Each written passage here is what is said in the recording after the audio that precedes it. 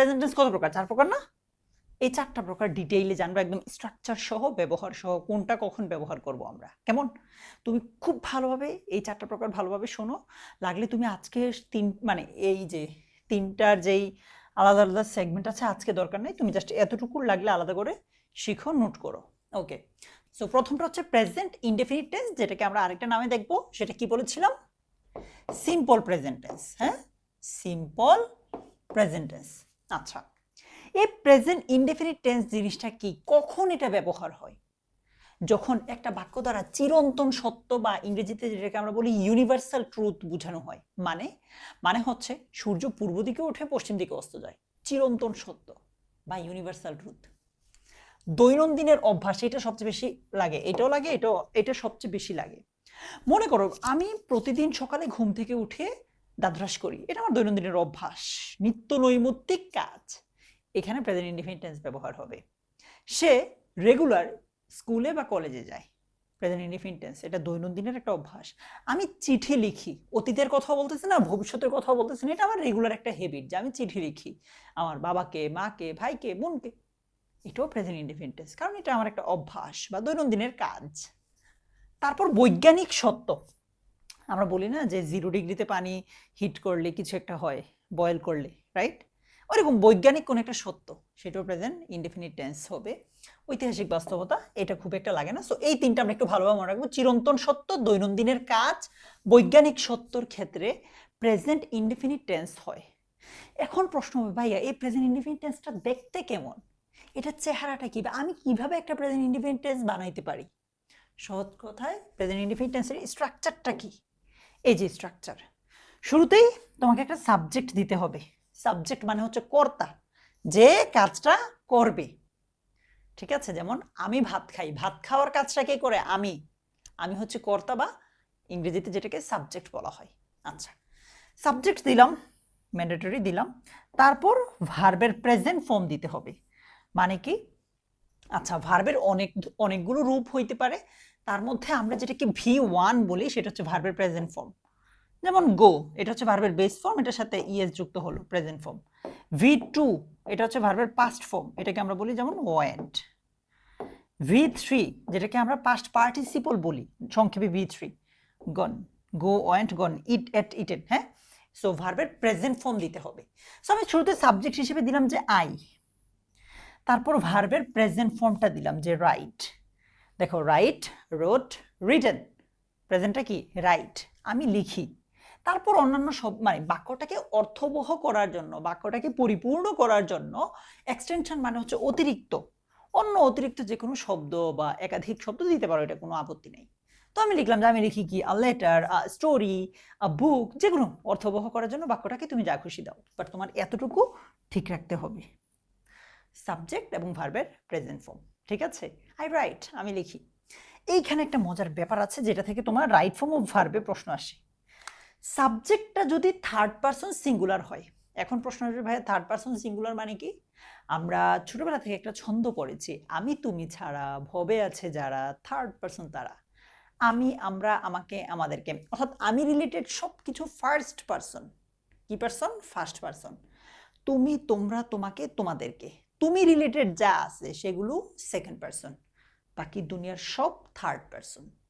হি, she, ইট, সে, তারা, কিংবা ইহা, কিংবা যে কোনো একজনের নাম, দুর্জয়, ফাহিম, রহমান, এগুলো সব থার্ড পারসন।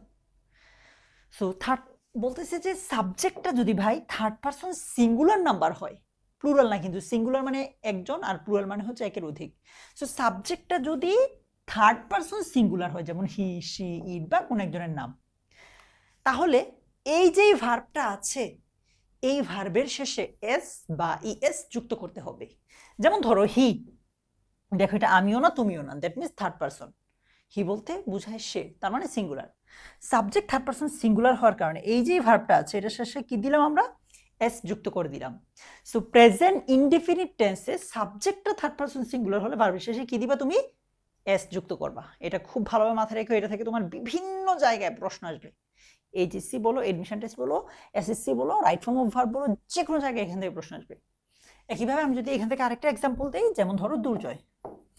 দুর্জয়, আমি যদি লিখি দুর্জয় প্লে ক্রিকেট, বাক্যটা কি সঠিক হবে বলো তো?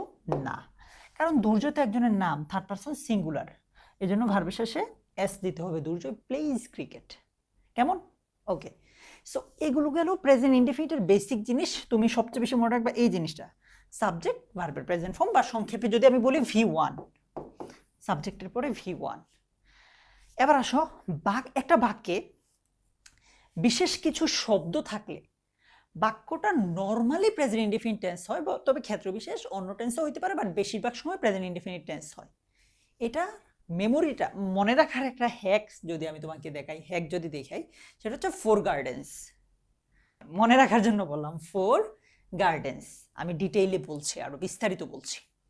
ফোর মানে হচ্ছে, মানে FOUR, এফ মানে হচ্ছে ফ্রিকুয়েন্টলি, প্রায়শই। তারপর ও মানে হচ্ছে অফেন, ইউ মানে হচ্ছে ইউজুয়ালি, রেগুলারলি মানে হচ্ছে নিয়মিতভাবে। এগুলোর অর্থ কিন্তু আছে, তুমি যখন নোট করবা অর্থ সহ নোট করবা।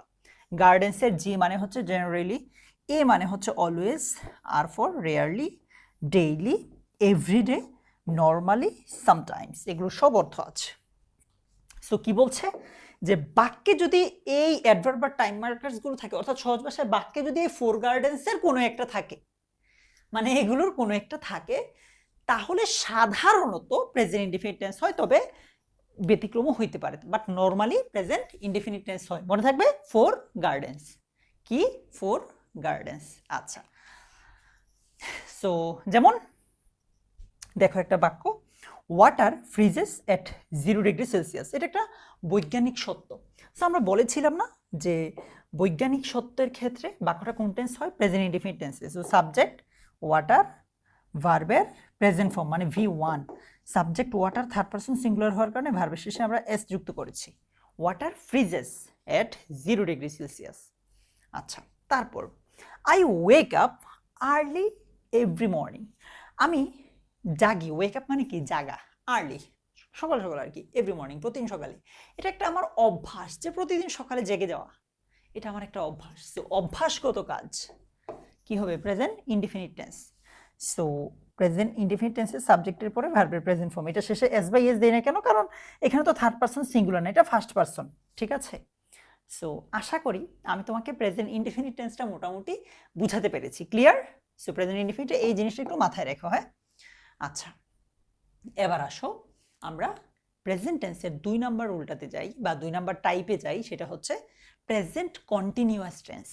ঠিক আছে, প্রেজেন্ট কন্টিনিউয়াস, আমি কিন্তু প্রত্যেকটা টাইপের পরে তোমাকে শর্টকাট বলে দিব, মানে প্রেজেন্ট টেন্স শেষ করে প্রেজেন্ট টেন্সের সবগুলো শর্টকাটও শিখিয়ে দিব। আচ্ছা, প্রেজেন্ট কন্টিনিউয়াস টেন্স, এটার মানে কি? এই মুহূর্তে কোনো কাজ সরাসরি চলছে, এই যে আমি তুমি কথা বলতেছি, এই মুহূর্তে কোনো একটা কাজ চলতেছে। তুমি ভিডিওটা পজ করে একটু ডানে বামে তাকায় দেখো তো, ডানে বা বামে কি আন্টি কি কোনো একটা কাজ করতেছে বাসায়? এই যে আন্টি কাজ করছে, এটা আন্টি বর্তমানে চলমান না? এটাই প্রেজেন্ট কন্টিনিউয়াস টেন্স। তুমি যে আমাকে শুনতেছো, এটা বর্তমানে চলমান না? এটাই প্রেজেন্ট কন্টিনিউয়াস টেন্স। এই যে বলছি কথা বলার, এই যে আমরা কথা বলতেছি, এক্সাক্ট এই মুহূর্তে কোনো কাজ সরাসরি চলছে, কিংবা বর্তমান সময়ে আশেপাশে কোনো ধারাবাহিক পরিবর্তন বুঝালে এটা ব্যবহৃত হয়। যেমন দিনের পর মানে দিন দিন দেশের অবস্থা খুবই খারাপ হচ্ছে। এই যে দেশের অবস্থা দিন দিন খারাপ হচ্ছে, বর্তমানে তো চলমান, খারাপ তো হইতেই আছে, এটাই হচ্ছে প্রেজেন্ট কন্টিনিউয়াস। সো বর্তমানে চলমান জিনিসটাকে আমরা বলবো কি? Present continuous tense.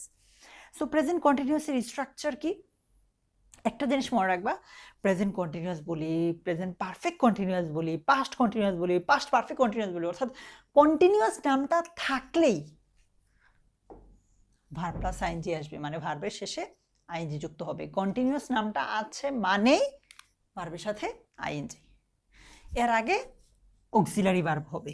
সো শুরু থেকে যদি বলি, প্রথমে সাবজেক্ট আসবে, তারপর অক্সিলারি ভার্ব হিসেবে কি আছে এখানে? এম ইজ আর, তিনটার কোনো একটা হবে, তারপর ভার্বের সাথে আইএনজি, তারপর অন্যান্য শব্দাবলী, অতিরিক্ত শব্দাবলী। ঠিক আছে, আচ্ছা, বলতে পারো যে ভাইয়া এম কখন, ইজ কখন, আর কখন? একটু পরে বলছি। সাবজেক্ট হিসেবে আই দিলাম, তারপর এমিজার থেকে এম দিলাম, ভার্ব হচ্ছে রাইট, সাথে দিতে হবে কি? ING, I am writing. তারপর অতিরিক্ত তথ্য হিসেবে আ লেটার দিলাম, I am writing a letter, আমি একটা চিঠি লিখছি, বর্তমানে চলমান। আচ্ছা, এবার আসো এম কখন, ইজ কখন, আর কখন।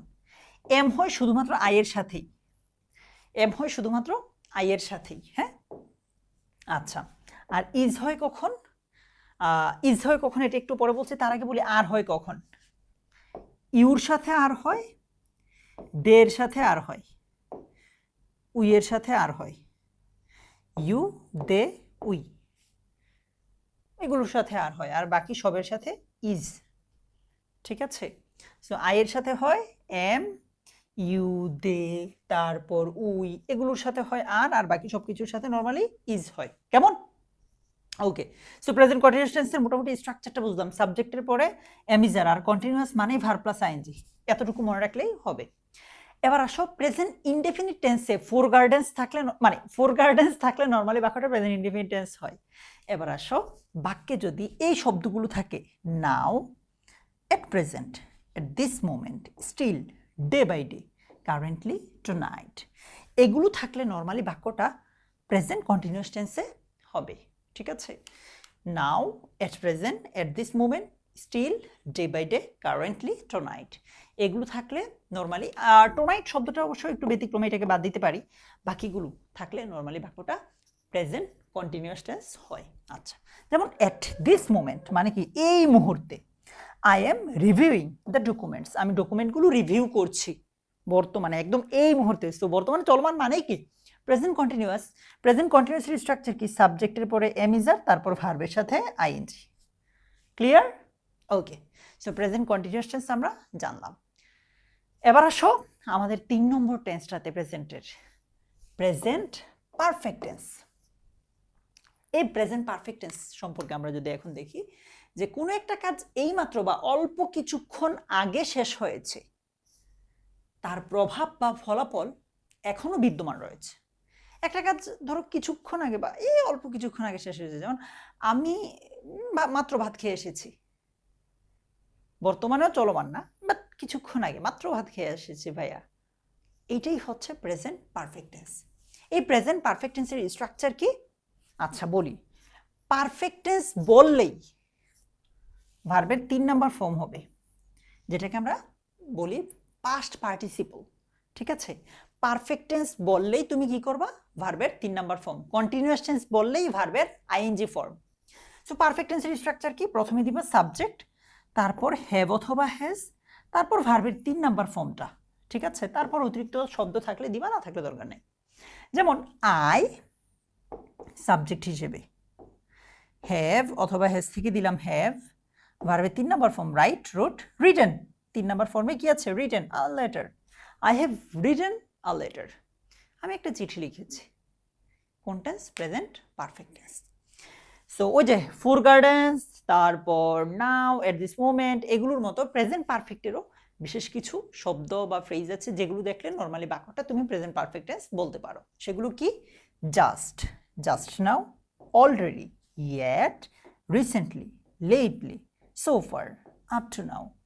বাক্যে এগুলো থাকলে নর্মালি বাক্যটা কোন টেন্সে হয়? প্রেজেন্ট পারফেক্ট টেন্সে হয়। ঠিক আছে, just, just now, already, already শব্দটা তুমি অনেক পাবা, জাস্ট শব্দটা তোমরা অনেক পাবা, ইয়েট শব্দটাও পাবা, রিসেন্টলিও পাবা, লেটলি, লেটলি মানে দেরি করে না, সম্প্রতি, হ্যাঁ, সো ফার, আপ টু নাও, এগুলো থাকলে বাক্যটা প্রেজেন্ট পারফেক্ট টেন্স হয়। আচ্ছা, এরপর দেখো একটা এক্সাম্পল যদি দেখি, I have just finished my coffee, আমি মাত্র আমার কফিটা শেষ করেছি। দেখো বাক্যে আই আছে, তারপর হ্যাভ অথবা হ্যাজ থেকে হ্যাভ আছে, জাস্ট আছে, মানে বাক্যটা প্রেজেন্ট পারফেক্ট টেন্স, ভার্বের 3 নাম্বার ফর্ম। কেমন? ওকে, এবার আসো প্রেজেন্ট টেন্সের একদম সর্বশেষ প্রকারটাতে, সেটা হচ্ছে প্রেজেন্ট পারফেক্ট কন্টিনিউয়াস। কন্টিনিউয়াস বলছে, তার মানে ভার্বের সাথে কি যুক্ত হবে? আইএনজি যুক্ত হবে। ঠিক আছে, ওকে। আচ্ছা, এই টেন্সটা আমরা কখন ব্যবহার করি? অতীতের কোনো সময়ে কোনো কাজ শুরু হয়ে বর্তমান সময় পর্যন্ত চলমান বুঝালে এই টেন্সটা ব্যবহৃত হয়। মনে করো গতকাল সকাল থেকে বৃষ্টি হয়ে এখনো পর্যন্ত বৃষ্টি চলছেই, প্রেজেন্ট পারফেক্ট কন্টিনিউয়াস, কারণ কি অতীতে শুরু হয়েছে গতকাল সকালে, এখনো চলছে। আবার আরেকটা এক্সাম্পল যদি দেই, মনে করো তোমার বন্ধুরা আজকে বিকাল আজকে সকাল 10টা থেকে খেলা শুরু করে বিকাল 3টা বাজে, এখনো খেলছে। অতীতে শুরু করছে সকাল 10টায়, এখনো চলমান আছে। Present perfect continuous. So present perfect continuous structure বড় মতোই। দেখো সাবজেক্ট আর এক্সটেনশন বা একদম শেষেটা এগুলো ঠিকঠাক থাকে, চেঞ্জ হয় জাস্ট এইটা, রাইট? সো কন্টিনিউয়াস বলার কারণেই ভার্বের সাথে আইএনজি চেঞ্জ হবে, just auxiliary verb have been, has been. ঠিক আছে? ও তোমাকে প্রেজেন্ট পারফেক্ট টেন্সে ভাইয়া বলতে ভুলে গেছি যে কখন হ্যাভ হবে কখন হ্যাজ হবে। আচ্ছা, হ্যাভ হবে ধরো আয়ের সাথে, উইয়ের সাথে, ইউর সাথে, দের সাথে, এগুলোর সাথে হ্যাভ হয়। হ্যাঁ, এগুলোর সাথে হ্যাভ হয়, আর বাকি সব কিছুর সাথে নর্মালি হ্যাজ হয়। কেমন? ওকে। একইভাবে হ্যাভ বিনও সেম, ওই হ্যাভ যেসব জায়গায় হবে, হ্যাভ যেসব জায়গায় হয় এখানে হ্যাভ, এই হ্যাভ বিনও এসব একই জায়গায়, হ্যাজ যেসব জায়গায় হইতো হ্যাজ বিনও একই জায়গায়। সো শুরুতে সাবজেক্ট, তারপর হ্যাভ বিন অথবা হ্যাজ বিন, তারপর ভার্বের সাথে আইএনজি। যেমন সাবজেক্ট হিসেবে আই দিলাম, আইয়ের সাথে কি হইতো হ্যাভ, সো এখানে দিব হ্যাভ বিন। আর প্রেজেন্ট পারফেক্ট কন্টিনিউয়াস টেন্স হওয়ার কারণে ভার্বের সাথে ING, I have been writing a letter for 2 hours. মানে 2 ঘন্টা আগে যে আমি লেটার লেখা শুরু করেছিলাম এখনো লিখছি। So present perfect continuous. আশা করি তোমাকে আমি প্রেজেন্ট পারফেক্ট কন্টিনিউয়াস টেন্সটাও বুঝাইতে পারছি। এতক্ষণ পর্যন্ত আমি যা যা বলছি এগুলো আমি তোমাকে একটু সামারি করে দিতে চাই, ঠিক আছে? তার আগে আমি তোমাকে প্রেজেন্ট পারফেক্ট কন্টিনিউয়াসটা, এইখান থেকে একটা প্রশ্ন এডমিশন টেস্টে সবচেয়ে বেশি আসে, এই জিনিসটা আমি তোমাকে এখনই শিখাই দিতে চাই। সেটা কি? দেখো, এই টেন্সটা মানে প্রেজেন্ট পারফেক্ট কন্টিনিউয়াস টেন্সটা চেনার মূল চাবিকাঠি হলো বাক্যে সময়ের উল্লেখ থাকা। সময়ের আগে সিন্স অথবা ফর বসে। আমি বুঝাই দিয়েছি তোমাকে। সিন্স কখন বসে? শুরুর নির্দিষ্ট মুহূর্ত। আরো সহজে যদি বলি, হতে বা থেকে বুঝালে, হতে বা থেকে বুঝালে হবে সিন্স। আর এগুলোর মানে কি আমি তোমাকে একটু পরেই বুঝাচ্ছি। ধরে বা যাবত বুঝালে হবে ফর। দেখো একটা এক্সাম্পল দেখো, সিন্স মর্নিং বা সিন্স 2018, সিন্স মানডে। ধরো একটা বাক্য এরকম যে ইট has been raining since morning, মানে সকাল থেকে বৃষ্টি হচ্ছে, সকাল থেকে বৃষ্টি হচ্ছে। বাংলা বাক্যে কি আছে? থেকে কথাটা আছে না? সো কি হবে? Since. It has been raining since morning. তুমি it has been raining for morning দিলে ভুল হবে, ঠিক আছে? আচ্ছা, আর বলতেছে ফর, এটা সময়ের মোট ব্যক্তি বা ডিউরেশন, অর্থাৎ কাজটা মোট কত ঘন্টা, কত দিন, কত বছর ধরে চলছে, এরকম বুঝালে ফর হয়। আরো টেকনিক, শর্টকাট টেকনিক, তুমি বাংলা বাক্যে ধরে বা যাবত কথাটা দেখলে সেখানে ফর দিতে পারো। ওকে, যেমন we have been living in this city, sorry, they have been renovating the building for 2 months। মানে তারা বিল্ডিংটাকে, ধরো আরো সহজে যদি বলি, তারা বিল্ডিংটাকে নতুন করে সাজাইতেছে, গুছাইতেছে ফর 2 months, 2 মাস যাবত, 2 মাস ধরে তারা এই কাজটাই করে যাইতেছে। এই যে 2 মাস ধরে, 2 মাস যাবত তারা এই কাজটা করতেছে, এরকম ধরে বা যাবত বুঝালে কি হয়? ফর হয়। এরকম আরো এক্সাম্পল, যেমন ফর 5 years, মানে ধরো আমরা যদি বলি তোমার যে বাসাটা আছে, মনে করো তুমি এখানে 5 বছর ধরে আছো। I have been living here, আমি এখানে বসবাস করছি ফর 5 years, 5 বছর ধরে। সো এই যে ধরে বুঝাচ্ছি, সো কি হবে? ফর।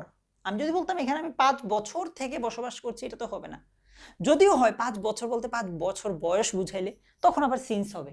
সো সহজ কথায় বাংলা বাক্যে হতে বা থেকে বুঝালে সিন্স, আর বাংলা বাক্যে ধরে বা যাবত বুঝালে ফর। ক্লিয়ার? আশা করি ক্লিয়ার। একটু কঠিন লাগতে পারে, নোট করলে ঠিক হয়ে যাবে। সো আমি তোমাকে প্রেজেন্ট টেন্সের সব শেষ করে দিয়েছি, এবার এগুলোকে আমি একটু তোমাকে আরেকটু সামারি করে দিই যাতে তোমার বুঝতে, পড়তে, নোট করতে সুবিধা হয়। দেখো, প্রেজেন্ট টেন্স 4 প্রকার: indefinite, continuous, perfect, perfect continuous. Okay, present ইনডেফিনিটের স্ট্রাকচারটা সহজ, এখানে বেস ফর্ম দিব না আমরা, এটা প্রেজেন্ট ফর্ম লিখব। কেমন? Present form. ওকে, সো সাবজেক্টের পরে V1 হবে, এটা হচ্ছে প্রেজেন্ট ইনডেফিনিট। কন্টিনিউয়াস মানে কি? কন্টিনিউয়াস মানেই ভার্বের সাথে আইএনজি হবে। অক্সিলারি ভার্বটা মনে রেখো, এটা খুব ইম্পর্টেন্ট, অ্যামিজার। পারফেক্ট মানেই হচ্ছে ভার্বের 3 নাম্বার ফর্ম হবে। অক্সিলারি ভার্বটা মনে রেখো, হ্যাভ, হ্যাজ। আবার পারফেক্ট কন্টিনিউয়াস আসছে, কন্টিনিউয়াস মানেই হচ্ছে আইএনজি, আর সাথে যুক্ত হবে হ্যাভ বিন, হ্যাজ বিন। ঠিক আছে? একটা এক্সাম্পল যদি দেখি, আই রাইট আ লেটার। এরপর I am writing a letter, এই যে আইএনজি আছে, এমিজার আছে। তারপর I have written a letter, কেন হ্যাভ হ্যাজ, তারপর ভার্বের 3 number form. I have been writing a letter since this morning, have been has been, তারপর ভার্বের সাথে আইএনজি। ঠিক আছে, আমরা কি প্রেজেন্ট টেন্স বুঝতে পেরেছি? এখন তোমার কাজ হচ্ছে ভাইয়া, এই ভিডিওটা পজ করো, পজ করে তুমি একদম শুরু থেকে, একদম টেন্সের শুরু থেকে, ভিডিওর শুরু থেকে এ পর্যন্ত নোট করো। পাস্ট টেন্স বা ফিউচার টেন্সে যাওয়ার আগে তুমি এই কাজটা করো, এটা তোমাকে অনেক বেশি হেল্প করবে, অনেক বেশি। নোট করা ছাড়া ভিডিওর পরের অংশে তুমি যাও না, কেমন?